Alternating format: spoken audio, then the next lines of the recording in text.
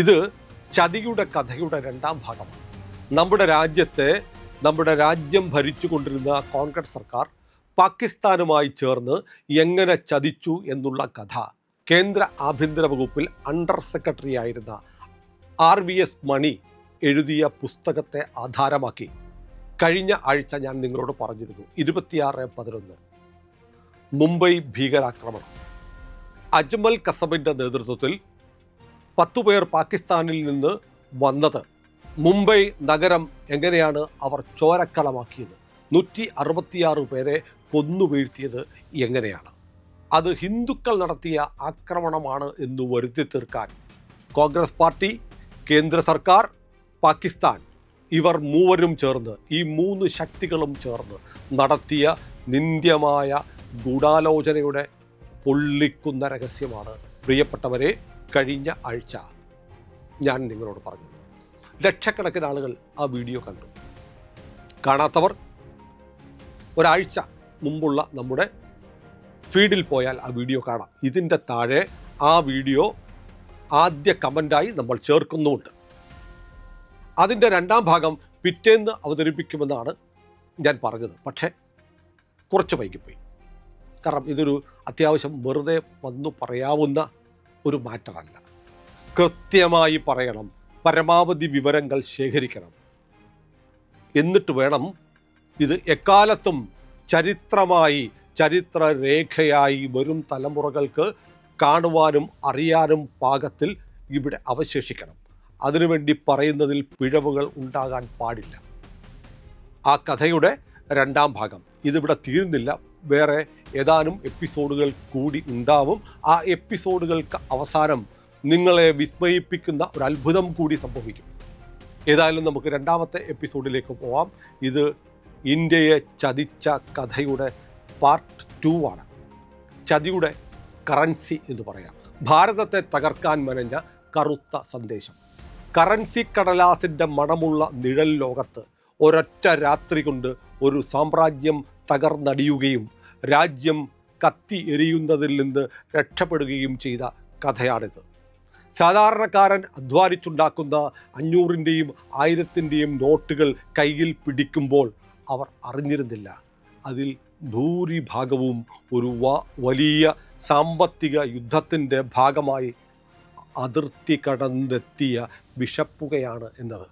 പാകിസ്ഥാനിൽ നിന്ന് ഇന്ത്യയിലേക്ക് കൊണ്ടുവന്ന കോടാനുകോടി രൂപയുടെ കള്ളനോട്ടിൻ്റെ കഥയാണ് RVS മണി തൻ്റെ പുസ്തകത്തിൽ ചതിയുടെ മറ്റൊരധ്യായമായി നമ്മുടെ മുന്നിൽ തുറന്നു വച്ചത്.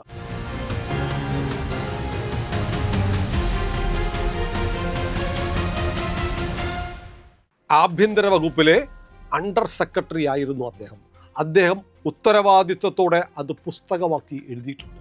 ഒരാളും ചാലഞ്ച് ചെയ്തിട്ടില്ല, ഒരാളും അതിനെതിരെ കോടതിയിൽ പോയിട്ടില്ല, ഒരാളും അത് അവാസ്തവമാണ്, അസത്യമാണ് എന്ന് പറഞ്ഞിട്ടില്ല. അത് ചരിത്രരേഖയായി നമ്മുടെ മുന്നിലുണ്ട്. നമ്മുടെ മാധ്യമങ്ങൾ അത് മറച്ചു വെച്ചിരിക്കുന്നു. പക്ഷേ രാജ്യം അദ്ദേഹത്തിന് ഇക്കുറി പത്മശ്രീ കൊടുത്ത് അദ്ദേഹത്തിൻ്റെ മഹത്തായ സേവനത്തെ അംഗീകരിച്ചിട്ടുണ്ട്. അദ്ദേഹം പറഞ്ഞ ആ കഥയിലേക്കാണ് നമ്മൾ കടന്നു പോകുന്നത്. കറാച്ചി,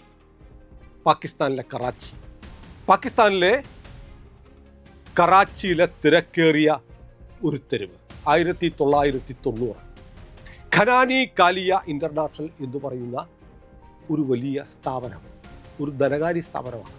മണി എക്സ്ചേഞ്ച്, നോട്ട് മാറ്റിക്കൊടുക്കും. നിങ്ങൾ അവിടെ പണം കൊടുത്താൽ നിങ്ങൾക്ക് ഏത് രാജ്യത്തെ കറൻസി വേണേലും കിട്ടും. നമ്മുടെ വിമാനത്താവളങ്ങളിലൊക്കെ ഉള്ളതുപോലെ നമ്മുടെ നാട്ടിലുണ്ടല്ലോ മണി എക്സ്ചേഞ്ച്, അതുപോലെയുള്ള ഒരു മണി എക്സ്ചേഞ്ച്.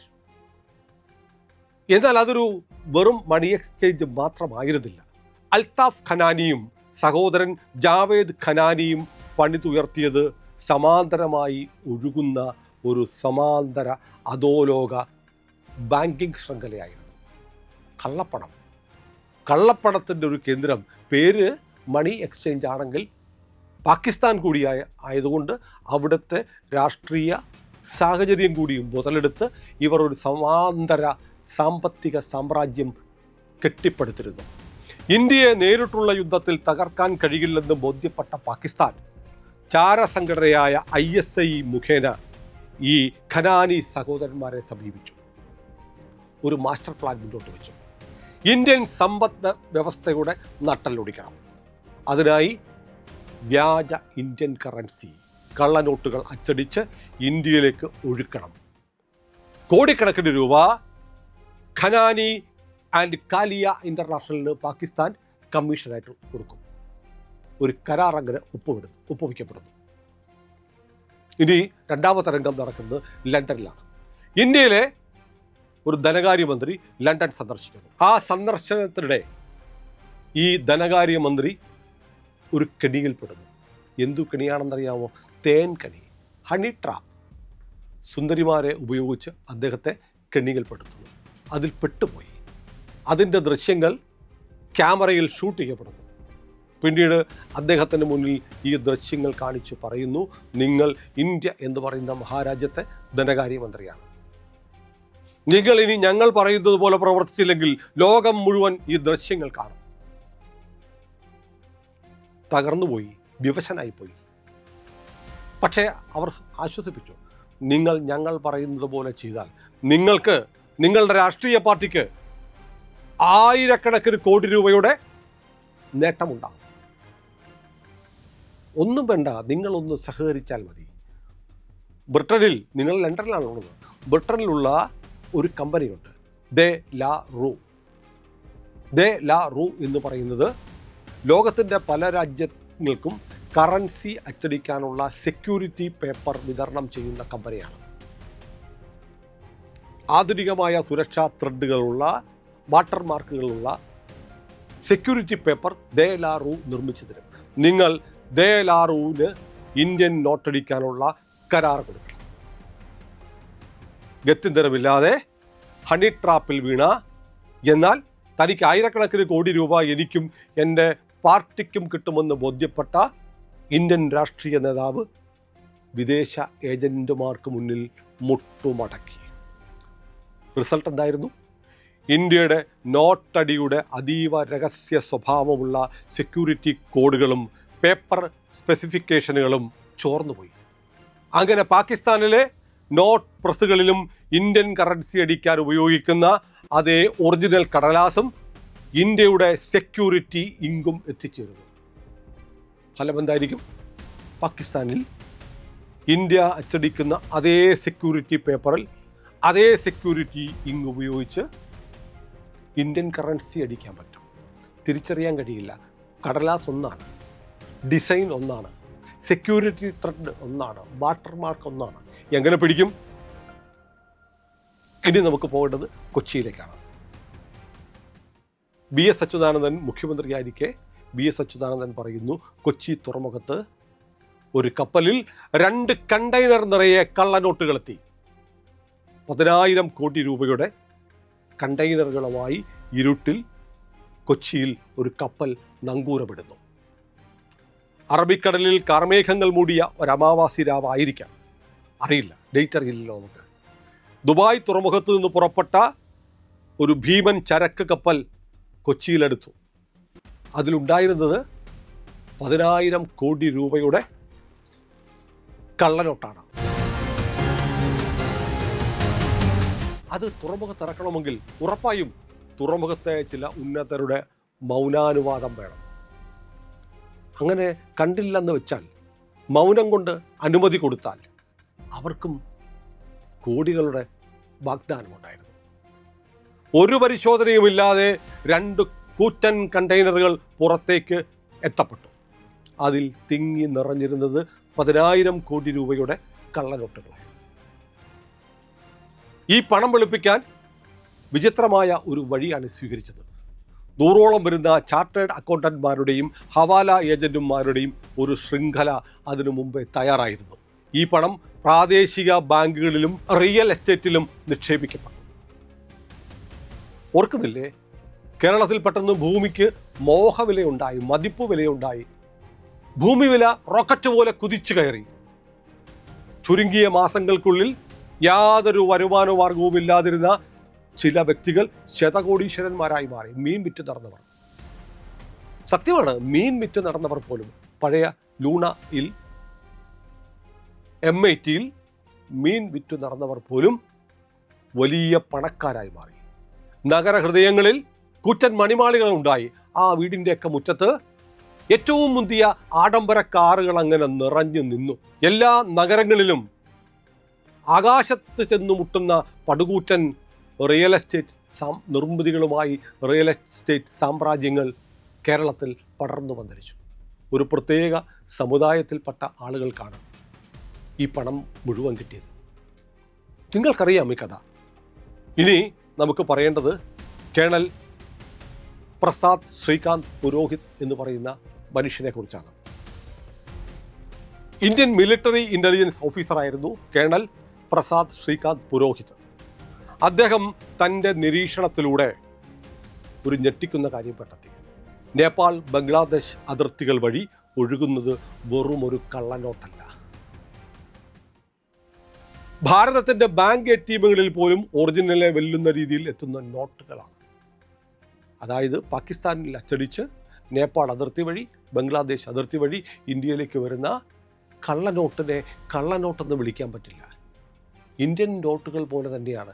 നേരത്തെ പറഞ്ഞതുപോലെ റിയൽ എസ്റ്റേറ്റ് മാഫിയ അടക്കമുള്ളവർ തിരിച്ചറിയാൻ കഴിയാത്ത ഈ പണം ബാങ്കുകളിലേക്ക് നിക്ഷേപിച്ചപ്പോൾ അത് ബാങ്കിൻ്റെ കറൻസി ക്ലസ്റ്ററുകളിലെത്തി.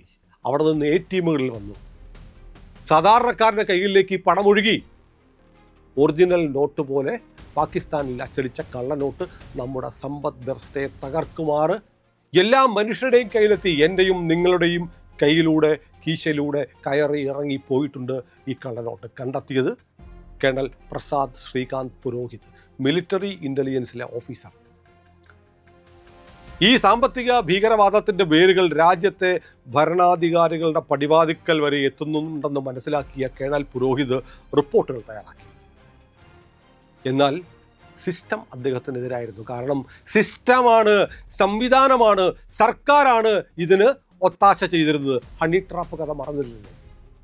ഹണി ട്രാപ്പിൽ കുടുങ്ങിയ ഉന്നതനായ നേതാവിന് ഓഫറുണ്ടായിരുന്നു. നിങ്ങളുടെ മാനം രക്ഷിക്കും, നിങ്ങളുടെ പാർട്ടിക്കും നിങ്ങൾക്കും ആയിരക്കണക്കിന് കോടി രൂപ കിട്ടും.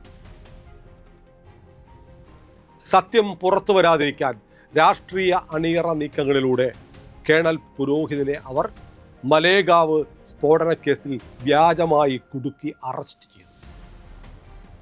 അതിഭീകരമായി ഉപദ്രവിച്ചു. ഇന്ത്യൻ മിലിറ്ററി ഇൻ്റലിജൻസിലെ ഉദ്യോഗസ്ഥനായ കേണൽ പുരോഹിതിനെ അതിഭീകരമായി ഭേദ്യം ചെയ്തു. പക്ഷേ അദ്ദേഹം പറഞ്ഞു, എനിക്കൊന്നും പറയാനില്ല, എനിക്കൊന്നും അറിയാനില്ല. അവസാനം കഴിഞ്ഞ വർഷമാണ് പ്രിയപ്പെട്ടവരെ കേണൽ പുരോഹിതിനെ കുറ്റവിമുക്തനാക്കിയത് രാജ്യത്തെ നീതിപീഠം പറഞ്ഞു ഇദ്ദേഹം മിലിറ്ററി ഇൻ്റലിജൻസിലെ ഉദ്യോഗസ്ഥൻ മാത്രമാണ്, ഇദ്ദേഹത്തിന് ആയുധങ്ങളുമായി ബന്ധമില്ല. അങ്ങനെ ഇൻ്റലിജൻസ് ഗ്യാതറിംഗ് മാത്രം നടത്തുന്ന ഒരു രഹസ്യ ഏജൻ്റായ കേണൽ പുരോഹിതിന് ആർമിയുടെ പക്കലുള്ള ആയുധങ്ങൾ സമാഹരിക്കാനും അതുപയോഗിച്ച് സ്ഫോടനങ്ങൾ നടത്താനും കഴിയില്ല. അതുകൊണ്ട് ഇദ്ദേഹത്തിനെതിരെയുള്ള കേസ് ഫാബ്രിക്കേറ്റഡ് ആണ് എന്ന് ഇതുൾപ്പെടെയുള്ള തെളിവുകൾ ആർമി തന്നെ പറഞ്ഞു. അദ്ദേഹമല്ല പറഞ്ഞത്, ആർമി ഇന്ത്യൻ സൈന്യം കോടതിയിൽ ബോധിപ്പിച്ചു. ഇല്ലില്ല, ഇദ്ദേഹം മിലിറ്ററി ഇൻ്റലിജൻസ് ഉദ്യോഗസ്ഥനായ ഇദ്ദേഹത്തിന് ആംസുമായിട്ട് ഒരു നെക്സസുമില്ല, ഒരു കണക്ഷനുമില്ല, അദ്ദേഹത്തിന് അപ്രോച്ചബിൾ അല്ല എന്ന് പറഞ്ഞു. കോടതി അദ്ദേഹത്തെ കുറ്റവിമുക്തനാക്കി. അദ്ദേഹം ഇപ്പോൾ കേണലായി. പാകിസ്ഥാൻ്റെ ഒരു താല്പര്യം ഉണ്ടായിരുന്നു. വളരെ ചുരുങ്ങിയ പ്രായത്തിൽ ഇന്ത്യയുടെ സൈന്യത്തിൻ്റെ കേണലായ പുരോഹിത് ഒരുപക്ഷെ ഇന്ത്യൻ സൈന്യത്തിൻ്റെ കരസേനയുടെ തലവനായി വരാൻ സാധ്യതയുണ്ടായിരുന്നു. അങ്ങനെ കരസേനാ മേധാവിയായി രാജ്യത്തോട് അചഞ്ചലമായ കൂറുള്ള, എൻ്റെ പ്രാണനാണ് എൻ്റെ രാജ്യമെന്ന് വിശ്വസിക്കുന്ന കേണൽ പുരോഹിത് ഇന്ത്യൻ ആർമിയുടെ തലവനായാൽ തങ്ങളുടെ നില വല്ലാത്ത ആപത്തിലേക്ക് വീഴുമെന്ന് മനസ്സിലാക്കിയ പാകിസ്ഥാൻ തങ്ങളുടെ സാമ്പത്തിക വളർച്ചയ്ക്ക് ഉതകുമാറ് ഇന്ത്യൻ സമ്പദ് വ്യവസ്ഥയെ തകർക്കാൻ കള്ളനോട്ടുകൾ അച്ചടിച്ച് ഇങ്ങോട്ട് ഒഴുക്കുന്നത് പാകിസ്ഥാനാണെന്ന് കണ്ടെത്തിയ കേണൽ പുരോഹിതിനെ എത്രയും വേഗം തുടച്ചു നീക്കേണ്ടത് പാകിസ്ഥാൻ്റെ ആവശ്യമായിരുന്നു. അതിന് കൂട്ടുനിന്നു ഇന്ത്യൻ സിസ്റ്റം, ഇന്ത്യയിലെ ഉദ്യോഗസ്ഥർ, ഇന്ത്യയിലെ ഭരണകക്ഷി, ഇന്ത്യയിലെ രാഷ്ട്രീയക്കാർ, ഇന്ത്യയിലെ മന്ത്രിമാർ, ഇന്ത്യയിലെ പോലീസ് ഉദ്യോഗസ്ഥർ. ഇപ്പം നമ്മൾ ചില പേരൊക്കെ പറയുന്നില്ലേ, ഹേമന്ത് കാർക്കറെ എന്നൊക്കെ പറയുന്ന ഉദ്യോഗസ്ഥർ മുംബൈ ഭീകരാക്രമണത്തിൽ വെടിയേറ്റ് മരിച്ചതാണ്. പക്ഷേ അദ്ദേഹത്തിൻ്റെ ചില നിലപാടുകൾ പലപ്പോഴും നമ്മുടെ നെറ്റി ചുളിപ്പിക്കുന്നതാണ് എന്ന് പറയാതെ വയ്യ. അതിനിടെയാണ് RVS മണി തൻ്റെ വെളിപ്പെടുത്തലിലൂടെ പുറത്തു കൊണ്ടുവന്നത് നമ്മുടെ ഭരണകൂടത്തിൽ കേന്ദ്ര സർക്കാർ എടുത്ത ഭയാനകമായ മൗനമാണ്. മൗനം സമ്മതം എന്നാണല്ലോ വ്യാഖ്യാനിക്കപ്പെടുന്നത്. പാകിസ്ഥാനിലെ പ്രമുഖ ബാങ്കായ ഹബീബ് ബാങ്ക്, പാകിസ്ഥാൻ ബാങ്ക് നമുക്കറിയാം, HSBC, സിറ്റി ബാങ്ക് അമേരിക്കൻ ബാങ്കാണ്. ആ ബാങ്കുകളൊക്കെ ഇന്ത്യയിൽ പ്രവർത്തിക്കാൻ അനുമതി കിട്ടിയിട്ടുണ്ട്. മൻമോഹൻ സിംഗിൻ്റെ കാലത്ത് ഗ്ലോബലൈസേഷൻ്റെ ഭാഗമായി കൊടുത്ത അനുമതിയാണ്. ചിദംബരമായിരുന്നു അന്ന് കേന്ദ്ര ധനകാര്യമന്ത്രി. ആ സമയത്ത് പാകിസ്ഥാൻ അപേക്ഷ കൊടുത്തു, തങ്ങളുടെ ബാങ്കായ ഹബീബ് ബാങ്കിന് ഇന്ത്യയിൽ ശാഖകൾ തുടങ്ങാൻ അനുമതി നൽകണം. അപേക്ഷയുടെ ഫയൽ വളരെ വേഗത്തിലാണ് നീങ്ങിയത്. അങ്ങനെ വന്നാൽ ഈ ബാങ്ക് വഴി നേരിട്ട് പാകിസ്ഥാനിൽ അച്ചടിച്ച ഇന്ത്യൻ കറൻസി കൊണ്ടുവന്ന് അവരുടെ കറൻസി ചെസ്റ്റുകൾ വഴി വിതരണം ചെയ്യാൻ പറ്റുമായിരുന്നു. സർക്കാർ തത്വത്തിൽ അംഗീകരിച്ചു. പക്ഷേ രാജ്യത്തോട് സ്നേഹമുള്ള ഇന്ത്യയിലെ IB തുടങ്ങിയ രഹസ്യാന്വേഷണ ഏജൻസികൾ അതിശക്തമായി എതിർത്തു. അതിൻ്റെ തലവന്മാർ ഈ പറയുന്നത് പോലെ രാഷ്ട്രീയക്കാരെ പോലെ കോഴ വാങ്ങി സ്വന്തം മാതൃരാജ്യത്തെ വിൽക്കാൻ തയ്യാറാവുന്നവരായിരുന്നില്ല. അവർ നോട്ടെഴുതി എതിർത്തു, അതിശക്തമായി എതിർത്തു. അനുവാദം കൊടുക്കാൻ പാടില്ല.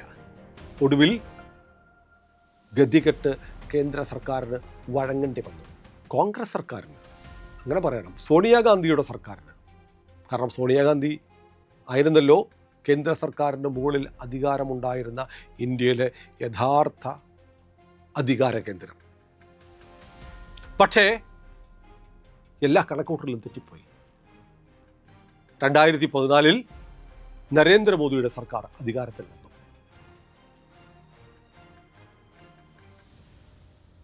ഓർമ്മയില്ലേ ആ ദിവസം? രാത്രി 8 മണി ലോക് കല്യാൺ മാർഗ്, അവിടെ നിന്ന് പ്രധാനമന്ത്രിയുടെ ഒരു ടെലികാസ്റ്റ് വരുന്നു.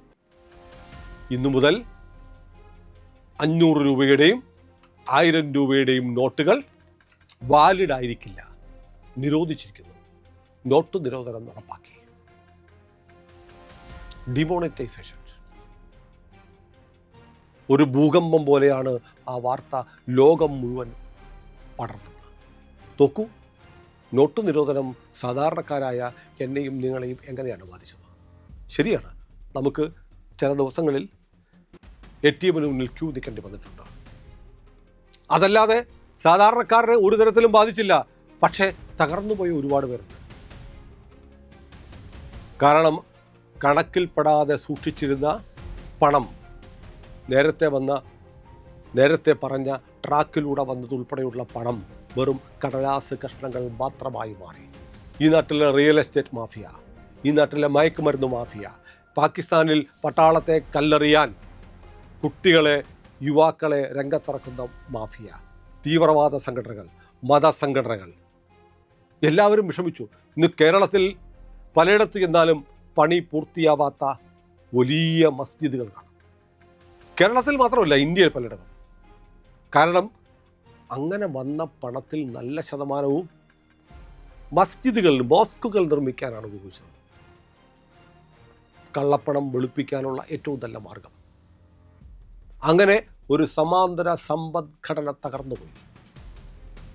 10,000 കോടി കേരളത്തിൽ കിട്ടിയ ആളുകൾ വലിയ പണക്കാരായി ഇപ്പോഴുമുണ്ട്. അവരാരൊക്കെയെന്ന് നിങ്ങൾക്കറിയാം, ഞാൻ പറയേണ്ട കാര്യമില്ല, നിങ്ങളുടെ കൺമുന്നിലുണ്ടാവും.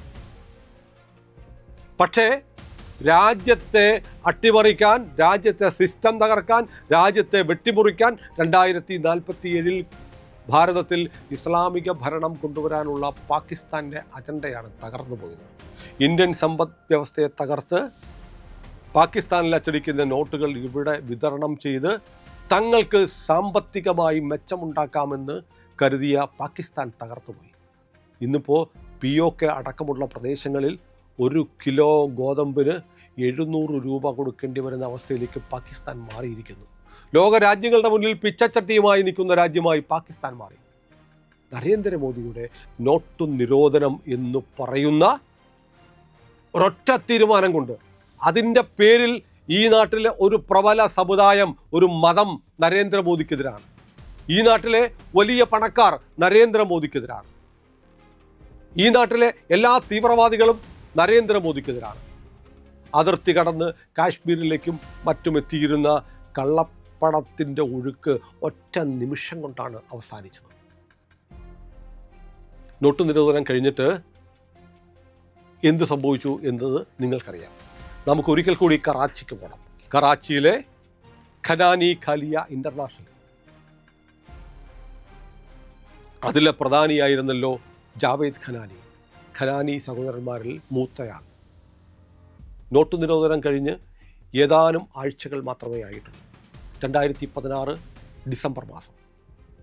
ആഴ്ചകൾ മാത്രം. നവംബറിലായിരുന്നല്ലോ നോട്ട് നിരോധനം. തങ്ങളുടെ ശതകോടികളുടെ സാമ്രാജ്യം തകർന്നു പോയതോടെ ഖനാനി ആൻഡ് ഖാലിയ ഇൻ്റർനാഷണൽ വലിയ കുഴപ്പത്തിലായി. അവർ ഉദ്ദേശിച്ച പോലെ കാര്യങ്ങൾ പൂർണ്ണമായി നടത്തിയെടുക്കാൻ കഴിഞ്ഞില്ല. ISI ക്ഷോഭിച്ചു, പാകിസ്ഥാൻ സർക്കാർ ക്ഷോഭിച്ചു, പാകിസ്ഥാൻ പട്ടാളം ക്ഷോഭിച്ചു. ജാവേദ് ഖനാനി ഒരു ദിവസം ചോരയിൽ കുളിച്ച് കിടക്കുന്നത് കണ്ടു. ഒരു വലിയ കെട്ടിടത്തിൻ്റെ മുകളിൽ നിന്ന് അയാളെ ആരോ താഴേക്കെടുത്തിട്ടു. സത്യത്തിൽ നമ്മളിത് കേൾക്കുന്നില്ലേ, അജ്ഞാതൻ അജ്ഞാതൻ അജ്ഞാതൻ എന്ന്. യഥാർത്ഥത്തിൽ അജ്ഞാതൻ ആദ്യം പണി തുടങ്ങിയത് കറാച്ചിയിലാണ്. ഇന്ത്യൻ സമ്പദ്ഘടനയെ തകർക്കാൻ വേണ്ടി ദേലാറൂ വഴി, പാകിസ്ഥാൻ വഴി, നോട്ടച്ചടിച്ച് ദുബായ് വഴി, നേപ്പാൾ വഴി, ബംഗ്ലാദേശ് വഴി ഇന്ത്യയിലേക്ക് ഒഴുക്കിക്കൊണ്ടിരുന്ന ISIയുടെ പ്രധാന കണ്ണിയായ ജാവേദ് ഖനാനി, അയാളാണ് അജ്ഞാതൻ്റെ ആദ്യത്തെ ഇര. ഇതാരും പറയില്ല. RVS മണി തുറന്നു പറയുന്നത് ഇത്തരം സത്യങ്ങളാണ്. ജാവേദ് ഖനാനി ദുരൂഹ സാഹചര്യത്തിൽ കെട്ടിടത്തിൻ്റെ മുകളിൽ നിന്ന് വീണ്ടും മരിച്ചു. അധികം വൈകിയില്ല, ഇന്ത്യയുടെ സമ്മർദ്ദ ഫലമായി അൽതാഫ് ഖനാനിയെ അന്താരാഷ്ട്ര ഏജൻസികൾ വിദേശത്ത് വെച്ച് അറസ്റ്റ് ചെയ്തു. ഭാരതത്തെ സാമ്പത്തികമായി തകർക്കാൻ പതിറ്റാണ്ടുകളായി മെനഞ്ഞെടുത്ത ഏറ്റവും വലിയ അന്താരാഷ്ട്ര ഗൂഢാലോചനയ്ക്ക് അങ്ങനെ ഒരൊറ്റ പ്രഹരത്തിലൂടെ, ഒറ്റ സർജിക്കൽ സ്ട്രൈക്കിലൂടെ, നോട്ട് നിരോധനത്തിലൂടെ നരേന്ദ്രമോദി മറുപടി കൊടുത്തു. അവസാനമിട്ടു. അന്ന് തുടങ്ങിയ പക ഇന്നും തുടരുകയാണ്. മോദി 12 വർഷം പൂർത്തിയാക്കിയിരിക്കുന്നു. മോദിയെ എങ്ങനെയും ഇറക്കണം. അത് ഈ നാട്ടിലെ മുഴുവൻ മോദി വിരുദ്ധരുടെയും, അവരൊക്കെ മോദി വിരുദ്ധരായതിൻ്റെ കാര്യം ഞാൻ പറഞ്ഞു. പണമാണ് കാരണം, മതമാണെന്ന് നമ്മൾ ധരിക്കും. അല്ല, പണമൊഴുക്ക് നിലച്ചുപോയി, പണമൊഴുക്ക് തടഞ്ഞു. അതാണ് കാരണം. മതം അതിൻ്റെ കവചം മാത്രമാണ്. ഇപ്പോൾ ദില്ലിയിൽ നടക്കുന്ന സമരത്തിൻ്റെ പിന്നിലും എന്താണ്? മോദിയെ മാറ്റുക. മോദിയെ മാറ്റുക എന്നുള്ള അജണ്ട ഇങ്ങനെ മുന്നോട്ട് വെക്കുന്നവരുടെ പിന്നിലെ രഹസ്യം, ഉള്ളിലെ രഹസ്യം ഇതൊക്കെയാണ്. ഇതൊന്നും നമ്മുടെ നാട്ടിലെ ഒരു മാധ്യമവും പറയില്ല. അതുകൊണ്ടാണ് പ്രിയപ്പെട്ടവരെ, ഇത്തരം കാര്യങ്ങൾ RVS മണിയുടെ വെളിപ്പെടുത്തലുകളെ ആധാരമാക്കി ഇന്ത്യ ലൈവ് നിങ്ങളോട് പറയുന്നു. ഇത് നിങ്ങൾ പരമാവധി ആളുകൾക്ക് ഈ വീഡിയോയുടെ ലിങ്ക് അയച്ചു കൊടുക്കണം. നിങ്ങളുടെ മക്കളെ കാണിക്കണം. 1ാം ഭാഗം പാർട്ട് 1 കണ്ടിട്ടില്ലാത്തവർ അത് വീണ്ടും കാണിക്കണം, പറയണം. സത്യമാണിത്. ഈ സത്യം ഇന്നേക്ക് മാത്രമുള്ളതല്ല, നാളെയും അറിയണം, വരും തലമുറ അറിയണം.